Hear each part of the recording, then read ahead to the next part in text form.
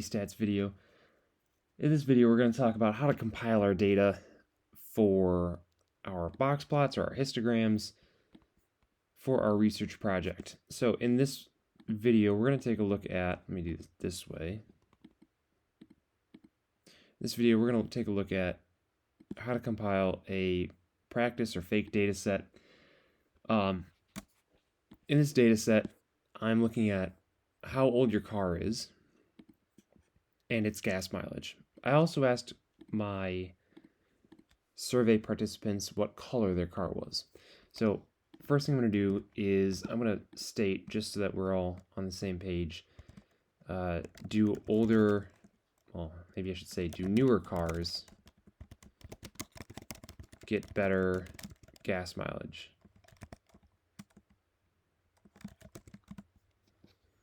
So my independent variable is going to be age. My dependent variable is going to be gas mileage. This is independent, or the x variable, and the dependent, or the y variable. And for this problem, the first thing that you got to do is we got to sort whatever our x variable is. We're going to sort that by lowest to highest, or A to Z, or whatever it is. I'm going to sort this A to Z. So I'm going to sort this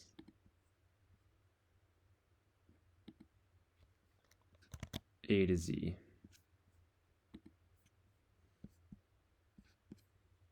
And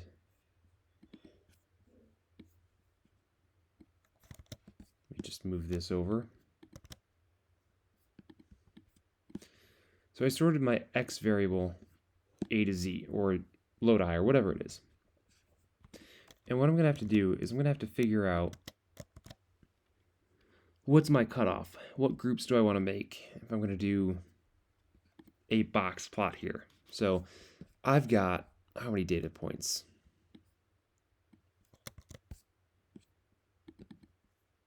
Insert one row above. There we go. Get rid of that.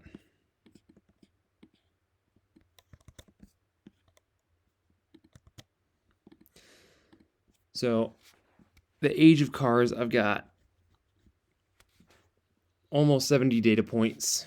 So I could split it up, less than 10 years old, more than 10 years old. That would be a really good way for me to split this up. So let's say it's less than 10, or at least 10. So 10 or more. And what I'm going to do is I'm going to try to calculate the minimum, the quartile 1, quartile 3, and maximum values for the y variable. So once you've sorted this, now I'm looking at this group. And this group, what I know about this group is all the cars in this group are less than 10 years old.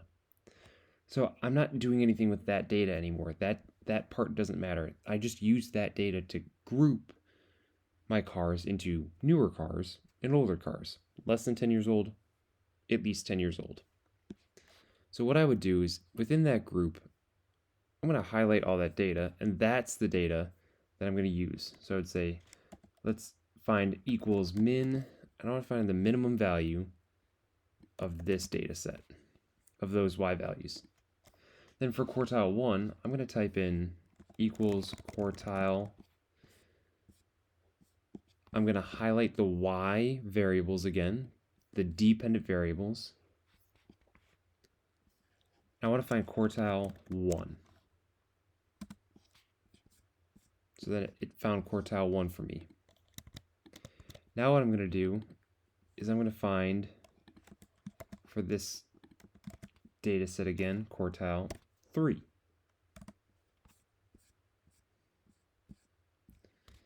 And then I'll find the max for that y variable set. So now I have the min, Q1, Q3, and the max for my newer cars, less than 10 years old. Now I'm going to do the same thing. I'm going to find the 5 number, or 4 number summary in this case, for the older cars. So I'm going to say this is equal to the minimum value of the MPGs, my Y variable, of the older cars. And this is going to be equal to quartile 1 of this data set of the old cars. So quartile 1. This is going to be equal to quartile, I want the quartile of this data set here, the old cars, and I want quartile 3. So this is how I would find quartile 3 for the old cars fuel economy. Quartile 3 of the old cars MPGs. And then I'll find the max. Again, only looking at the response variable of my second data set. So really I have two data sets within this data set. I have new cars, 35 of those, and I've got old cars, 34 of those. Or I guess this would be 34 and 34,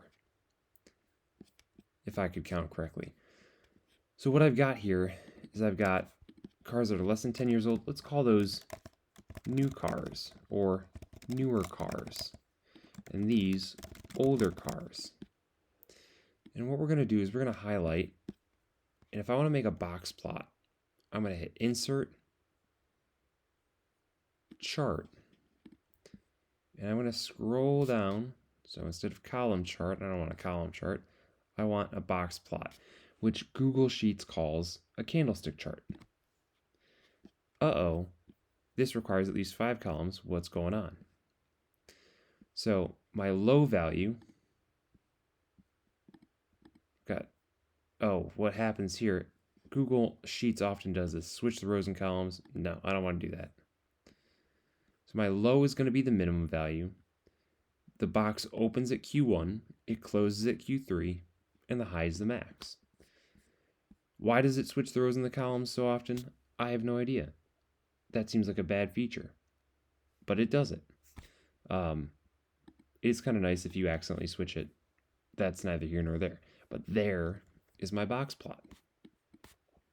There's my box plot, and you can clearly see which one is the older cars data set, which one's the newer cars, and I can't make any conclusions here because this is just an observational study, and because I haven't run the hypothesis test yet for the difference of means, but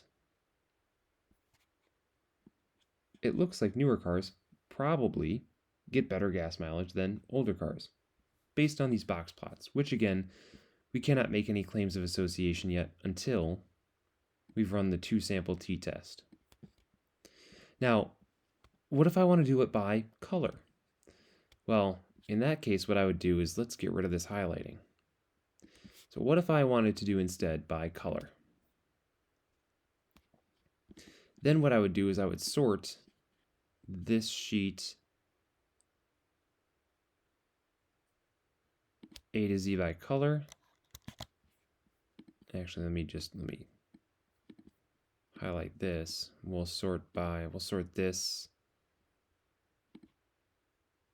by color. Where did that go?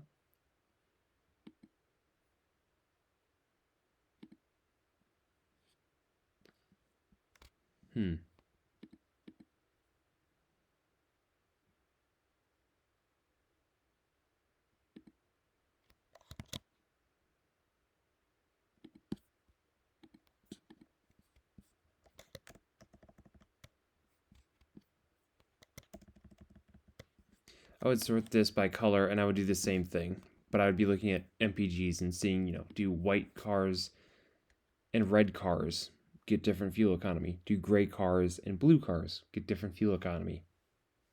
Or whatever your test is. So that is how to make a box plot for 2 data sets. If I wanted to make a matrix for qualitative variables for independence, I could do that too. Check that out in the next video.